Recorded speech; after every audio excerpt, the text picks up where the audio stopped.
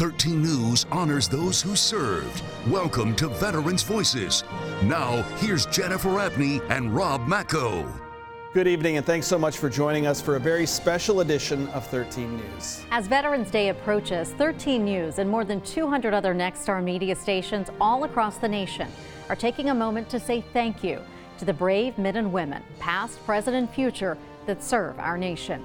Tonight, we're going to share with you local stories of heroism, stories of undaunted courage from the greatest generation that stormed the beaches of Normandy when they were mere teenagers. To a prisoner held captive by the enemy, but never flinching in the face of danger, now inspiring others with her uncompromising bravery. One West Virginia soldier who landed in Normandy immediately attained legendary status for extraordinary acts of bravery. By himself, killing more than 30 German soldiers, actions that would lead him to being nominated for the Congressional Medal of Honor. Nominated, but never a recipient. This is the story of U.S. Army Sergeant Henderson Summers. Driving through Marion County, you'll notice this sign honoring Sergeant Henderson Summers. But what you may not know, that's my dad, is how his heroic actions during World War II were never fully honored. And this is just some of the stuff. Some of it I don't know where it is, some of it I've misplaced. And in these articles and photos, right here is night drops, revealing information his father rarely talked about. He never said anything about, about his exploits. Sergeant Summers would return from the war and become a coal miner. He was quiet, proud man, hardworking, honest. But his family would soon find out his legendary acts of bravery on D-Day as a paratrooper who landed in Normandy and be given credit for one of the most remarkable feats that day, single-handedly killing 31 Germans, and with very little help from his squad, kill or forced to retreat another 70 Germans. It's more like fiction. It's hard to believe that one man could do all of that. For those actions, he was going to receive the Medal of Honor. But bureaucratic blunders and errors cost him that honor. They said the paperwork was lost. And when they come back to get the affidavits, the people who were with him were dead. When Sergeant Summers died in 1983, one last-ditch effort was made to verify his bravery. But the family would only receive this letter of regret from Commanding General of the 101st Airborne Division, Maxwell D. Taylor. He says he owes some responsibility for not making sure that he got the Medal of Honor. Now, 75 years since Sergeant Summers' courageous acts, the family hopes it's not too late to add to this sign that bears his name the honor he truly deserves. I'm sure he would be very proud if he was to receive it. He'd be very proud for the country and also for people of West Virginia. Sergeant Summers was awarded the Distinguished Service Cross instead of the Medal of Honor, but in many history books there are numerous accounts of soldiers who witnessed his exploits, but they are reportedly all deceased. A bill by Congresswoman Carol Miller would allow the last World War II Medal of Honor recipient to lie in state at the Capitol Rotunda. State funerals and lying in state at the Capitol is an honor reserved for current and former U.S. presidents and those deemed to have rendered distinguished service. We are lucky enough to have a local World War II Medal of Honor recipient right here in the Mountain State. Herschel Woody Williams is one of 4 World War II Medal of Honor recipients still living and says this honor brings so much to those who've lost their lives. Those who have gone on, if they have survivors, they're going to be pleased that at least they will get that recognition and in some way know that their loved one, the sacrifice they made, has not been forgotten. As divided as we have been politically, this is a wonderful issue for everyone to draw together and show that we really can get along and that we really do care about our country, and we're doing it together. Williams admits he was skeptical the bill would pass at first, but says he's now confident, along with Carol Miller, this one day will happen. And speaking of Woody Williams, he celebrated his 96th birthday this year, and 13 News was there for the party. Woody is a retired United States Marine and spends much of his time working with Veterans Affairs and Gold Star families. He celebrated his birthday with fellow veterans, friends, and loved ones. This courageous Marine continues to amaze us all. And the Herschel Woody Williams VA Medical Center in Huntington is getting a new addition. Last month, they broke ground on their Fisher House. Now, this will provide a place for families and loved ones of veterans and troops to stay while they're being treated at the VA. West Virginia native and World War II hero, as we've been talking about, Woody Williams knows firsthand the feeling of receiving that Medal of Honor. Williams was among those paying tribute to 2 West Virginia soldiers who made the ultimate sacrifice. Marine Corps Sergeant Herbert Thomas and Master Sergeant Gus Kyle were both recipients of the Medal of Honor. Both were killed in action. The Marine Corps League says it is important to honor those servicemen and women so that the younger generations don't forget their sacrifice. It is absolutely imperative that young people these days don't forget things in history, especially things that are occurring these days, because things happen so fast. Documentation isn't enough sometimes, and we try to instill that in all our young people. The ceremony also honored Sergeant Kyle's Gold Star wife, Betty. A new memorial in West Virginia honors fallen service members and the families they left behind. The Gold Star Families Memorial Monument is located at City Park in Parkersburg. The Herschel Woody Williams Medal of Honor Foundation provides the funding for memorials such as this one. Like the Gold Star families, they've contributed so much to this country.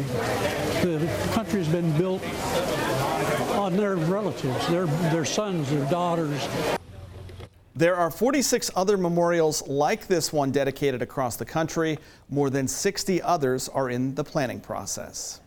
A piece of history is back where it belongs. A World War I flare gun is back with its rightful owners after years of sitting in storage. The Treasurer's Office found it, several medals, and the dog tags of a West Virginia doughboy in an old safe deposit box. It was returned to the family of the man who fought in the Great War. I know that I'm blessed, that I'm here, I'm able to tell my story where some of my comrades were not. She became a household name 16 years ago. Next, former POW and West Virginia native Jessica Lynch shares with me what it takes to survive and even thrive in the aftermath of war. And 92 years young, this World War II veteran is twirling around like a crazy teenager. Still ahead, we're going to introduce you to the man who inspires those around him by shaking a leg with the best of them.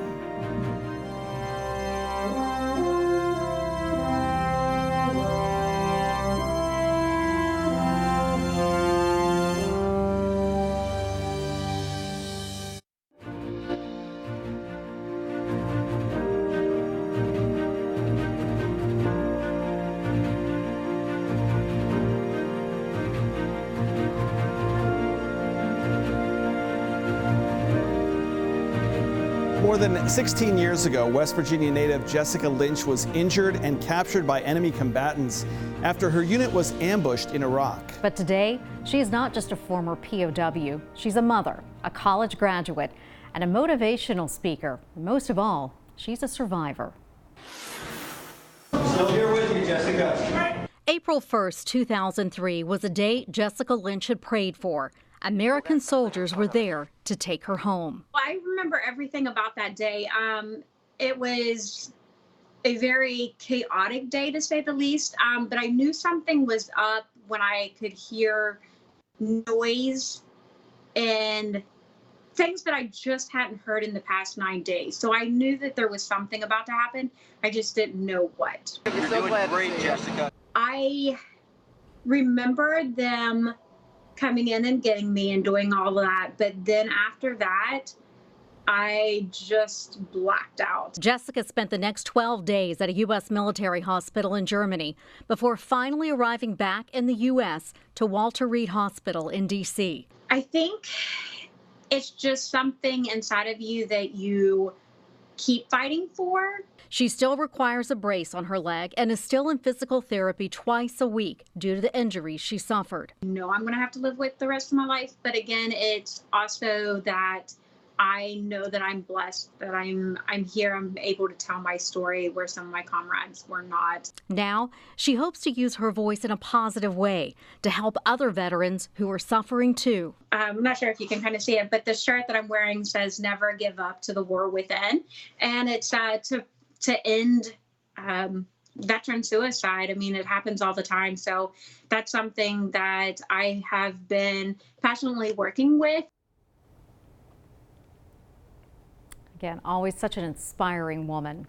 Another West Virginia woman, veteran and hero who rewrote history is Colonel Ruby Bradley. Bradley was born near Spencer. She taught in Roane County. In 1933, she became a nurse and joined the Army Nurse Corps in 1934. She was captured during World War II and spent more than 3 years as a prisoner of war.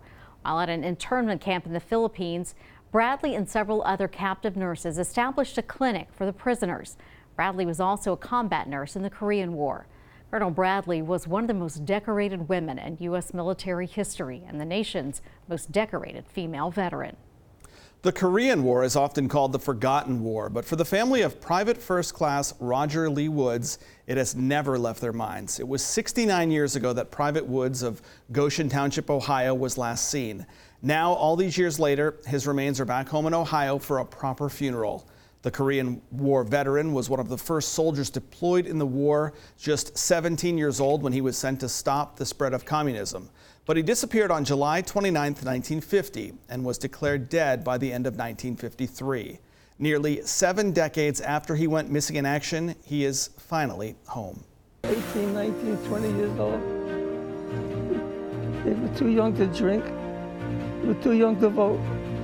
But they weren't too young to die. Coming up, we speak with local veterans who braved bullets and bombs as they stormed the beaches of Normandy, including one West Virginia man who was among the first to reach land.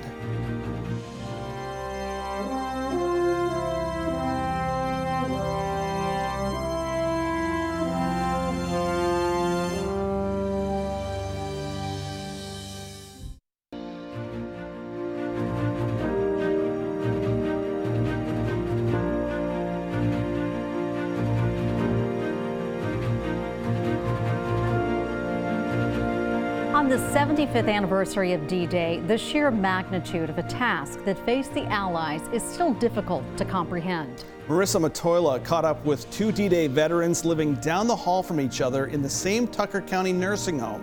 She shares their stories tonight. Freedom's not free. Someone has to pay for it, and we did. 97-year-old Vince DeBaca was a long way from his home in Thomas, West Virginia on June 6, 1944. He found himself on the beaches of Normandy, serving in the United States Army's 61st Medical Battalion. Saw a lot of carnage, a lot of blood. You know, it was horrific. You know, every time I think about it, I get tears in my eyes, because it seems as though it was just last month that it happened. He was the message center chief for that battalion, making sure messages would get to the company commanders. When we first landed, there was another fellow, West Virginia, with me.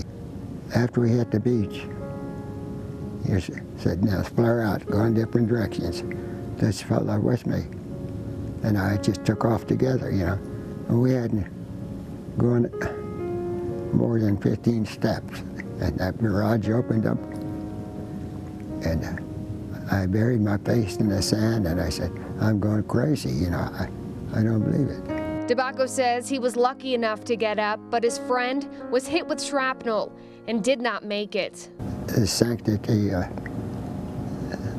living life didn't mean anything to them, but it meant a lot to me, because I lost too many friends. After years of keeping those stories locked inside, DeBaca finally began to share them with family and fellow veterans like Bill Durham, who lives right down the hall. Well, it's hard to believe it's been that long, because it's been a long time, but 75 years. 93-year-old Bill Durham served with Company K, 314th Infantry, 79th Division. That's what my thoughts is today, of the young men that didn't make it. The thousands of them are still laying over there, never made it back home. Our hats go off to them. They're the heroes. They're the ones that actually paid the supreme price. It's a supreme sacrifice. Whether you call it post-traumatic stress disorder, survivor's guilt, or simply grief, the events of June 6, 1944 still mark the lives of the men who fought on that day. Around the world, I wonder how many thousands of men and women who gave their life that we could have this freedom today. Freedom of liberty, freedom of speech, freedom of religion, which no other country's got. And we have it today because of men that gave their life.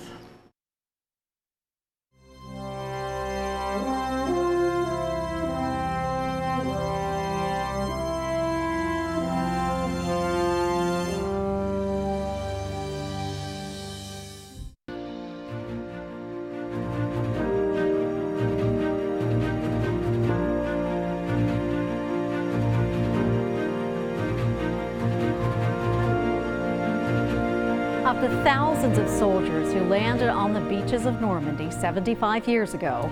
One of the first was a Benwood, West Virginia native, Angelo Giuffredi. Catherine Guyon sat down with this Mountain State hero.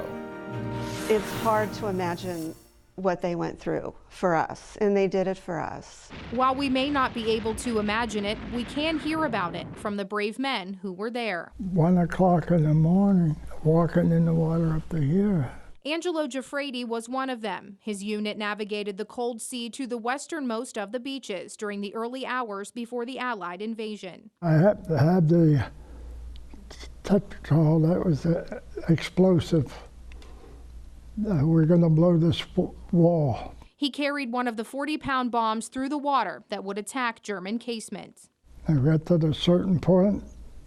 I told Sam, he was a British guy.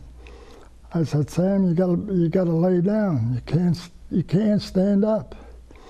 If you stand up, you'll probably get killed. And so they waited for daybreak and the command to detonate. I told him, I says, now, 1, 2, 3, let it ride. It was tremendous. It made a hole. You could drop a tremendous hole. Then they got the British, they had the dozers, and they leveled it off, see. Giuffredi survived the attack, but others he knew did sacrifice their lives. So when we hit the beach, these bombs were landing right in front of us. I mean, we knew, we could hear them. While Giuffredi tells his story now, his family says that wasn't always the case. As a family, we're really proud of him. I have to say, though, growing up, he didn't really talk about the war very much. But they were able to celebrate their hero when he was awarded the Croix de Guerre in Washington, D.C., one of many honors for his courage. He did a great thing. He was only 21. I can't imagine being 21 years old and doing something like that. 160,000 men attacked the beaches of Normandy that day. All were brave, including Giuffredi. We was trained for that. We were the best. We were the best in the world when it came to invasions. There was no question about it. We were the best. That was Catherine Guyon reporting. After the war, Giuffredi met and married his sweetheart, Teresa. They had 3 children. He would go on to have a distinguished career as a machinist and foreman at Wheeling Pittsburgh Steel's Benwood plant. What I want people to know about him is that he had the chance to bail out of his plane. He really did. He could have jumped out and left the supplies on the plane, and he didn't. Up next, a West Virginia high school student heads to Normandy to research a local soldier who gave his life defending freedom. Gone, but not forgotten. We're going to tell you about Staff Sergeant Mitchell Woods, Bacon, after the break. And coming up 75 years later, new stories from the invasion of Normandy continue to come to light, including how one man from France learned the secret behind his mysterious father.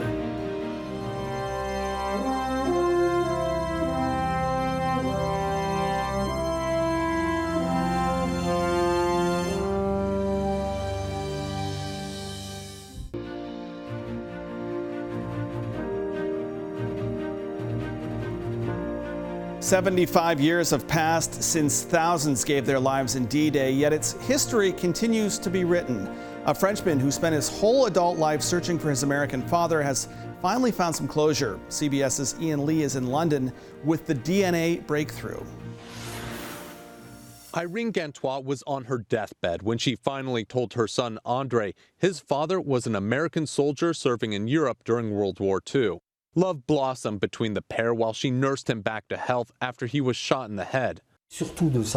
Andre says, "My mother hid the fact that she was pregnant, and my father left for the U.S.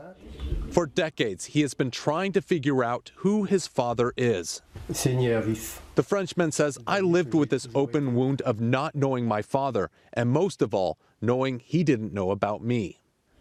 Andre's search went cold until a DNA test matched him with a half-sister and half-brother Alan Henderson in the United States. When I saw the pictures, I thought, oh, wow, yeah, I see.